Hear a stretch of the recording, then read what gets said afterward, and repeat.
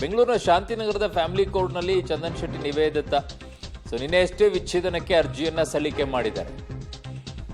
ದಿಢೀರಂತ ಯಾಕೆ ಹೋಯ್ತಿದ್ದು? ಬೆಂಗಳೂರಿನ ಶಾಂತಿನಗರದ ಫ್ಯಾಮಿಲಿ ಕೋರ್ಟ್ನಲ್ಲಿ ಚಂದನ್ ಶೆಟ್ಟಿ ಮತ್ತು ನಿವೇದಿತ ಅವರು ನಿನ್ನೆಯಷ್ಟೇ ವಿಚ್ಛೇದನಕ್ಕೆ ಅರ್ಜಿಯನ್ನ ಸಲ್ಲಿಕೆ ಮಾಡಿದ್ದಾರೆ.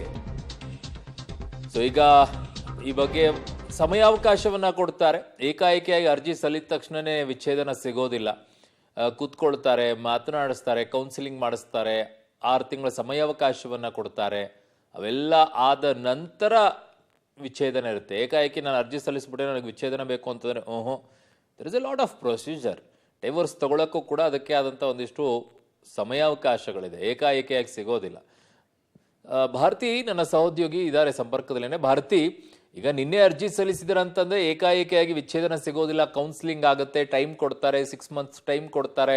ಅದಾದ ನಂತರವೂ ಮತ್ತೊಂದ್ಸಲ ಕೌನ್ಸಿಲಿಂಗ್ ಮಾಡ್ತಾರೆ. ಮತ್ತೆ ಅದಾದ ನಂತರ ಅವರು ಡಿಸಿಷನ್ ತೆಗೆದುಕೊಳ್ತೀವಿ ಅನ್ನೋದಾದ್ರೆ ಆವಾಗ ಅವರಿಗೆ ಕೊಡುವಂತ ಪರಿಸ್ಥಿತಿಗೆ ಹೋಗ್ತಾರೆ. ಬಟ್ ಇನ್ನು ಫ್ಯಾಮಿಲಿ ಕುಟುಂಬದಲ್ಲಿ ಎಲ್ಲಾ ವಿಚಾರಗಳು ಚರ್ಚೆಯಾಗಿ ಆಮೇಲೆ ಅರ್ಜಿ ಸಲ್ಲಿಸುವಂತ ಮಟ್ಟಕ್ಕೆ ಬಂದಿದೆ ಅಂತ ಕಾಣಿಸುತ್ತೆ. ಇದು ಕುಟುಂಬದ ಗಮನಕ್ಕೆ ಇಲ್ಲ ಅಂತ ಏನಿಲ್ಲ, ಬಂದಿರುತ್ತೆ. ಡೆಫಿನೆಟ್ ಆಗಿ ಬಂದ ನಂತರವೇ ಅರ್ಜಿಗೆ ಹೋಗಿರ್ತಾರೆ ಅಂತ ಕಾಣಿಸುತ್ತೆ ಅಲ್ವಾ ಭಾರತಿ?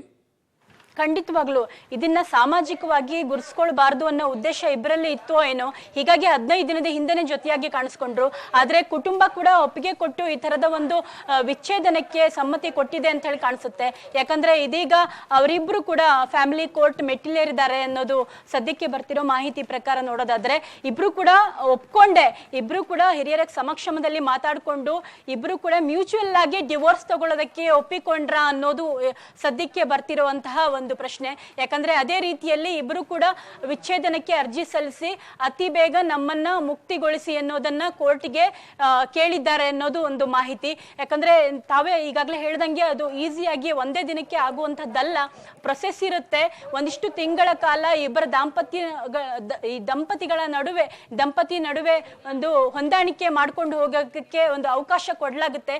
ಅದಕ್ಕೂ ಮೀರಿ ದೂರಾಗಬೇಕು ಅಂತ ಹೇಳಿ ಪ್ರಯತ್ನ ಪಟ್ಟಿರೋದು ಅದೇ ಒಂದು ಫೈನಲ್ ಆಗಿದ್ರೆ, ದೂರಾಗಬೇಕು ಅನ್ನೋದೇ ಫೈನಲ್ ನಿರ್ಧಾರವಾಗಿದ್ರೆ ಮ್ಯೂಚುವಲ್ ಅಂಡರ್ಸ್ಟ್ಯಾಂಡಿಂಗ್ ಮೂಲಕ ವಿಚ್ಛೇದನವನ್ನ ಪಡೆದುಕೊಳ್ಬಹುದು. ಆದ್ರೆ ಒಂದಿಷ್ಟು ಸಮಯಾವಕಾಶ ಕೊಡ್ಲಾಗುತ್ತೆ. ಆ ಸಮಯಾವಕಾಶದಲ್ಲಿ ಅವರಿಬ್ರು ಒಂದಾಗುವಂತಹ ಲಕ್ಷಣಗಳು ಇರಬಹುದು ಕೂಡ.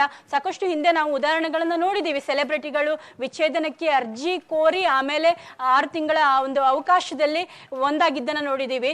ಆದ್ರೆ ಇದು ಆ ರೀತಿ ಆಗೋ ತರ ಕಾಣಿಸ್ತಾ ಇಲ್ಲ. ಆದ್ರೆ ಮುಂದಾಗೋದನ್ನ ನಾವು ಊಹಿಸೋಕ್ಕಾಗೋದಿಲ್ಲ.